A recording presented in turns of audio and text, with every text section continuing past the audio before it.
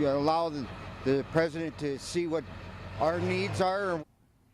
With an unseasonably dry summer, the windy weather can be a big danger. Good evening, everyone. Happy Labor Day. I'm Chad Mira. And I'm Malik Renkin. Lauren Culber has the night off. For much of North Dakota, the last few days have been hot and windy. They sure have. And with your safety in mind, we start tonight with a new fire warning. A red flag warning was issued for the western part of the state today. Natalie Gomez tells us more in tonight's top story. High winds and low humidity, all ingredients for a fire. We got notified this morning through the National Weather Service that North Dakota will be in a red flag warning between the hours of 2 and 8 today. If a fire were to break out in these conditions, it would be very fast moving. It's to indicate that we are going to be in extreme condition. Residents are urged to dial 911 if they suspect a fire starting up. Don't hesitate, especially today or any other day that we are in a red flag warning. Always call 911. In Ward County, farmers have to follow the fire danger guide when conducting an open burn. We are currently in a burn ban signed by Ward County commissioners earlier in the spring when we had forecasted a drier than normal season this year. But there's no telling when the winds will ease off. We tend to see an increase in wildland fire during harvesting and planting due to all the equipment out in the fields and the farmers and the landowners getting their land ready. For now, fire officials ask you be advised. Natalie Gomez, KX News. The warning is in effect until 8 p.m. tonight. For a link for the fire danger guide, log on to our website, myindynow.com. It's definitely been a windy day today, some seeing gusts up to 45 miles per hour. We'll go ahead and hand it over to meteorologist Darrell Winninger right now with a breakdown of the fire weather warning. Darrell. All right, thanks, guys. Let's go ahead and jump right into it. Here's a look at this warning, a fire weather warning, also known as a red flag warning. It's going to be in effect until 8 p.m. Central, and it's for all of western and parts of central North Dakota. Now, in this entire area, we're looking at conditions that are going to lead to the possibility of, if fires start, they're going to be spreading rapidly. And this goes all the way back through eastern Montana. So even our Montana counties under the same warning. And here's what we're looking at right now. The humidity values ranging between 15 and 30%. So that's very dry outside. Also, it's windy. And those are a couple of the different things that we look for when we are looking at fire danger criteria. And so as of right now, the fire danger rating is high for much of western North Dakota and going past Stark and Dunn County. And it's moderate for the rest of the state except for eastern North Dakota. So guys, right now, it looks like these conditions are going to continue until about 8, and it's going to stay breezy the next couple of days, but warming's on the way too. Thanks, Darrell. In other news, new details are in ahead of the president's visit to the Bismarck-Mandan area. President Trump is making his way to North Dakota this week. The White House says Air Force One will touch down in Bismarck at 2:40 p.m. on Wednesday, September 6th. The plane will land at the Bismarck Municipal Airport, and the president is then expected to be taken to the Mandan Tesoro refinery by motorcade. President Trump will be speaking at the Mandan Tesoro refinery about tax reform. And of course, KX News will have live coverage Wednesday during President Trump's trip to Bismarck-Mandan. We have been in touch with the White House and can now confirm that President Trump will speak at the Mandan Tesoro refinery at 3:05 p.m. on Wednesday. No details have been released on whether his speech will be open to the public or not, or who will be in attendance. Tesoro Refinery tells us, though, all their employees have been invited to attend the speech that day. Congressman Kevin Cramer says he's one of many North Dakotans who's excited about the upcoming visit. He says the visit is part of a campaign by the president to spread his message on tax reform. Cramer says the president's visit is his way of recognizing the importance North Dakota has to the national economy. I think it is testimony to how important North Dakota is, both politically and economically to our country. It's a great moment for us in the spotlight, in the national spotlight, to highlight our beautiful state. Cramer says despite a busy schedule in the House, he hopes to make it back home for the president's visit. And of course, many preparations are underway for President Trump's visit to the state. From law enforcement to airport security to the Tesoro refinery, we've been covering how the president's travels will impact our state. Kaylee Schwab has been speaking to those involved with getting ready for the historic visit. It's always a big undertaking when a sitting president visits a state. Mandan Police Department say they will have twice their regular staff. That's 20 officers working when President Donald Trump visits Mandan Tesoro Refinery Wednesday. Lieutenant Pat Haug says the bill for the increase in officers and overtime will fall on the city's shoulders. He does have the option to ask for reimbursement from the government for those costs. Mandan PD is not aware of any planned protest at this time, but say they will be ready if they happen. The city of Bismarck does require groups to acquire a permit to protest within city limits, but Mandan does not. Mandan police tell me there will be a designated area outside the refinery where protesters will be restricted to. We reached out to the Bismarck Police Department, but they declined to comment. Though the Mandan Police Department say it's still early, they plan to have more meetings with the Secret Service upcoming tomorrow. KX News will have live coverage of the president's visit. You can also follow our coverage on our website, myindynow.com, or through our KX News app. Safety on the road starts with the seatbelt. Simple advice, but it's often overlooked. We did some research and found out there have been 84 fatalities on North Dakota roads this year. In 41 of those cases, almost half, the victim was not wearing a seatbelt. According to Lieutenant Michael Rourke of the Highway Patrol, that's a 25% jump from last year. No matter where the person is sitting in the car, not wearing a seatbelt puts everyone at risk. Somebody that is not buckled up in the rear passenger seat of the vehicle, while in a crash, they themselves can become an object and move within the vehicle and harm other passengers in the vehicle. Lieutenant Rourke also said the majority of fatal crashes happen in the northwest part of the state. Highway 85 South is one of the most dangerous roads. A Sunday afternoon traffic stop is making history for West Fargo Police Department. Police pulled over a car for speeding on I-94 just at 2 o'clock yesterday.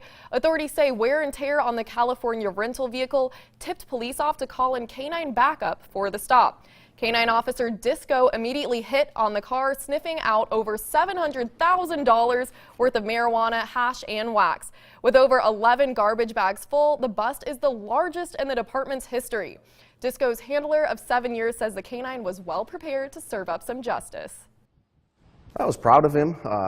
It was very evident that he that he was going towards the vehicle, and while he's going towards the vehicle, I knew exactly what he was going to do based on his behaviors. Police tell us just after the investigation is complete, all of the narcotics will be incinerated. Disco had to be interviewed there too. I know, he had to get that last bark in. I love it. Coming up next on KX News, a local police officer challenging the state and the definition of mental illness. And who knew having a passion for beer could get you such a prestigious title? And let's take a live look out over Williston. It was much cooler today and pretty windy. Look at that camera shaking. We'll let you know if it's going to warm up this week coming up in your forecast.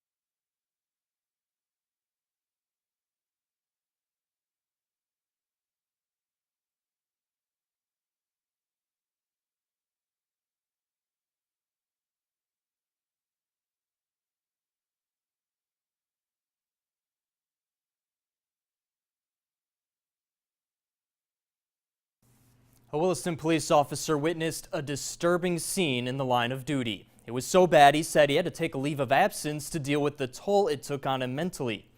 Now the state agency responsible for workers' compensation has told him that his post-traumatic stress disorder does not qualify him for benefits. Brooke Williams sat down with the law enforcement officer who's fighting for help from the state. It was hard. This will be something that'll stay with me for the rest of my life. As a 6-year veteran of the Williston Police Department, Bill Holler has experienced quite a lot. I've been shot at, I've been bitten, I've been in fights with people, had double my size. But it was a call he responded to in late May that was among the worst of them all. A woman took her life before Holler's own eyes. So then we drug her out of the bathroom and started to perform CPR, but it was too late. In the weeks that followed, Holler was haunted by the scene that he witnessed. First month and a half, I pretty much stayed in the house. I didn't go out, I didn't answer the phone, I didn't answer the door, I didn't want to talk to nobody. Diagnosed with post-traumatic stress disorder, Holler took a leave of absence from the department to focus on his health. But unable to earn a paycheck, he submitted a claim to North Dakota Workforce Safety and Insurance. That claim was denied. Under North Dakota Century Code, mental conditions are only covered if brought about by a physical injury on the job. A mental injury arising from mental stimulus is not covered. Holler would like to see that changed. I called Workforce Safety and I said, well, what am I supposed to do now? And she said, well, I don't know, but we're done with you. In addition to his PTSD symptoms, Holler now also has concerns about his finances. I really kind of feel abandoned by the state of North Dakota. I'd like them to stand behind me. And Holler wants to see the city and state he swore to protect now do the same for him. In Williston, Brooke Williams, KX News. North Dakota Workforce Safety and Insurance could not be reached for comment because of the Labor Day holiday. Holler says he's continuing to appeal the denial of his claim, and he also hopes to be able to return to active duty soon. Let's take another live look outside. This time we're looking at Dickinson. Much cooler today, and guess what? It's going to be even cooler tomorrow. We'll give you the details coming up in your forecast.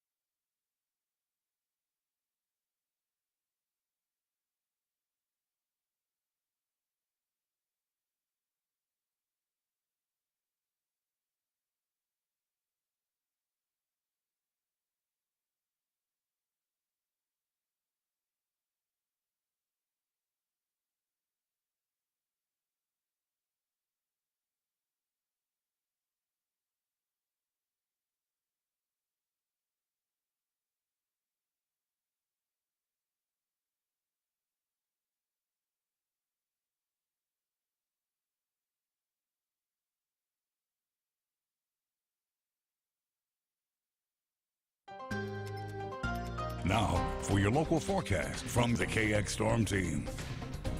All right, across the state today, it's been windy, but a few changes are on the way. Before we get to them, let's start off with this viewer picture sent in by Bill Pape. Let me get out of the way so you could just take this in.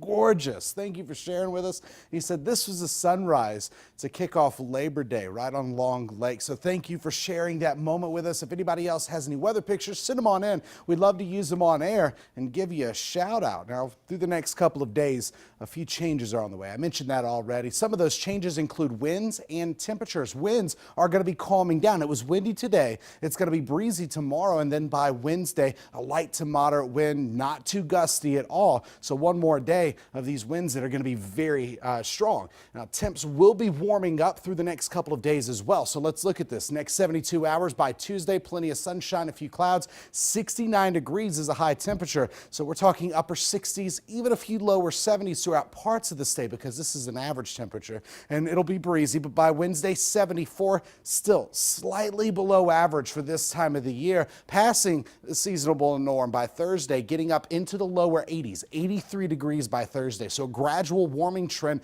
bringing us back above average for this time of the year. But until then, our temperatures once again are going to stay on the cool side, so much so that by Wednesday morning, we're actually going to be looking at the chance for a little bit of patchy frost. Not for everybody, but a few mid to upper 30s, not out of the question. Meanwhile, right now, still cool. 60s with a few 70s in Bismarck and Mandan. It is 72 degrees. But look at our winds. Strong across western and central North Dakota. So far today, gusts have peaked between 30 to 40 miles per hour, even stronger for some of us. And with the stronger winds, also temperatures are cooler. This is a 24-hour temperature change. So we're looking at temps that are between 10 and 20 degrees cooler than they were just this time yesterday. So it's a big dip, big change, but a few more changes are on the way. Satellite and radar does show that there were a few showers throughout parts of eastern and a little bit over parts of central North Dakota, but ultimately it's been very dry for many of us. Adding the winds, that's why there is a red flag warning in effect for our area, and we talked about that just a few minutes ago.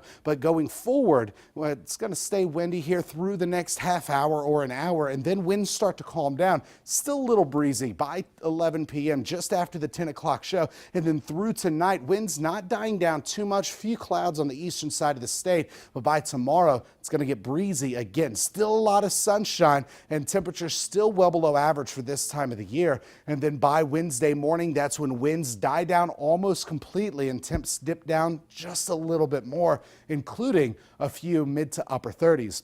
But for tonight, temps falling down into the 40s, 40 degrees in Baker, 50 in Grand Forks, so about a 10-degree spread across the state. And then if we look at our forecast tomorrow, the harvest weather report by 8 a.m. 50, 67 by 6 p.m. Those winds picking up northwest 10 to 20 miles per hour, gusting at 30. And in our northern region, much the same, 40s by 8 a.m., 70 by 6 p.m. and breezy throughout the afternoon. Going into the evening, winds starting to calm down once again. Highs tomorrow, though, look at this, 60s and 70s. So it's not going to warm up too much. Wednesday, warming up a little bit more. Thursday, those temperatures back into the 80s for many of us and staying in the 80s through the weekend. And Saturday going into Sunday, a little bit of a chance of rain. That's the only chance of rain on the 7-day planner, but it's not even going to be widespread or significant accumulations, but there's a chance.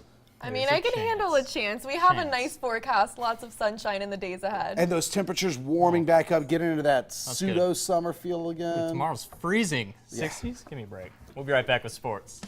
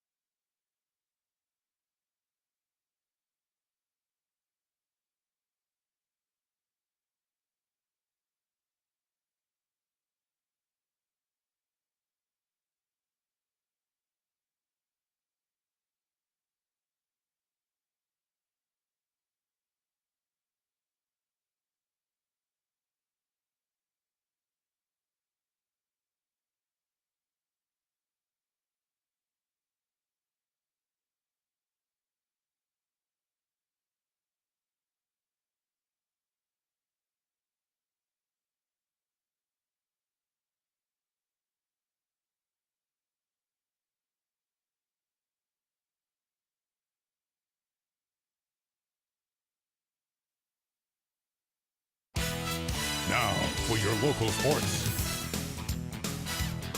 The UMary volleyball team is off to a 2-2 start, and as the Marauders strive to make the conference tournament, they're going to lean heavily on their all-time kills leader Lauren Randall. Sports director Joey Lamar has the story. Lauren Randall has killed the stat sheet in her 3+ years at UMary. She led the team since her freshman year as the best hitter for us, most skills. Each season since 2014, Lauren has not only led the team, but improved her numbers. And last year, as a junior, she set the school record for kills. It felt great. I mean, I didn't expect it. I just played my hardest. And her head coach said when the Marauders returned for fall camp, she noticed immediately Lauren had improved her game during her time off. I've been working on swinging at my highest point and staying low on defense. But as a prolific power hitter, Lauren knows defenses and blockers are designed to stop her. Definitely need to swing earlier and faster and just read around the block and find my shots around it. There is also a softer approach. You see the defense shooting deeper than they should be, then that would be a good opportunity to tip it shorter. And with the time and effort Lauren put in this offseason, Coach Thais Franca sees no limit for her star player. Reporting in Bismarck, Joey Lamar, KX Sports. Lauren and UMary play Valley City State in their home match tomorrow at 6 p.m. Now, Century Girls Golf is coming off a 2016 campaign that saw them finish 5th in the WDA and 7th at Class A State. They're led by the Herbal twins, who are just 7th graders, by the way. The Patriots have finished 2nd in 4 out of the 5 meets, with a 3rd place finish their last time out at Minot. And several of those 2nd place finishes have been just by 1 or 2 strokes, which can be both encouraging and frustrating for head coach Lindsay Reedy. But she says where they are now is a good place to be. It's going pretty good. We have some solid competition with St. Mary's and Minot. Everyone pretty much through the West is giving us a run for our money, but we're hanging in there. The Patriots will be at the Century Invite this upcoming Friday at Tom O'Leary. And the Bismarck Bobcats are going through training camp as they prep for the regular season. One guy who's loving every second of the hard work is 18-year-old Mandan native Sawyer Schmidt. He's back after a 6-month stint in St. Louis, and being a Bobcat for him is a dream come true. It's great. I get to see a lot of my friends and family. You know, a lot of people can come support me that I love and know. So it's just something special to me because I've always wanted to play here.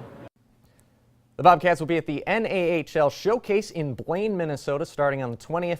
They'll take on the Corpus Christi Ice Rays at 2:30. The team's home opener, though, is on the 29th. That'll be against the Fairbanks Ice Dogs. I've seen a little bit of these guys at work. It'll be cool to see them going in the regular season. I just can't believe it's that time of year again. I know, already. it just flies by, doesn't it? Last year's season closed up, it felt like yesterday, but keep it here. Up next, it's not about how much beer you can drink, but about how much you can carry. And we'll have a last look at your forecast. Stick around.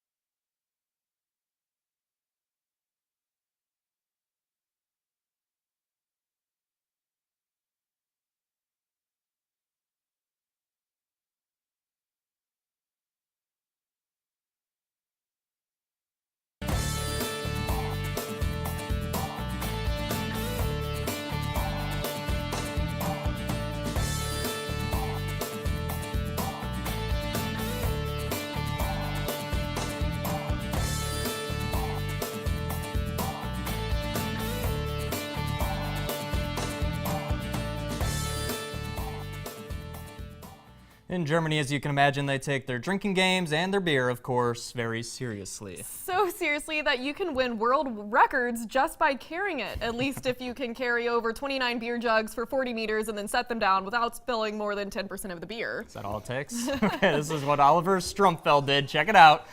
He did it this Sunday in Edinburgh, beating his own world record after he managed to break his own record in the first attempt, carrying 27 beer tankards. He tried a second attempt with 4 more, so he tried with 31. Unfortunately, 2 of those fell, so the record now stands at 29 jugs. Strumpfeld said he trained at the gym 3 to 4 times a week since February, so this was no joke. Why are you training at the gym, though? What is it like? What muscles do you have to work out to carry beer? Maybe some biceps, triceps, who knows? All right, well, I hope it was worth it. Much deserving. Have a beer on us. Well, can we take a last look at our forecast?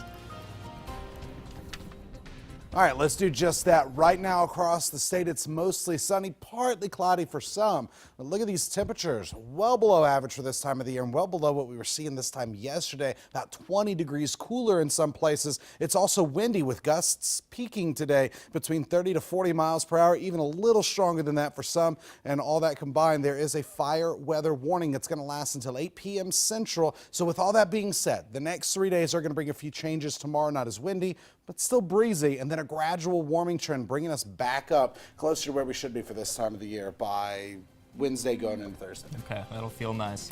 Thanks for watching, everyone. We'll see you back here at 10 o'clock.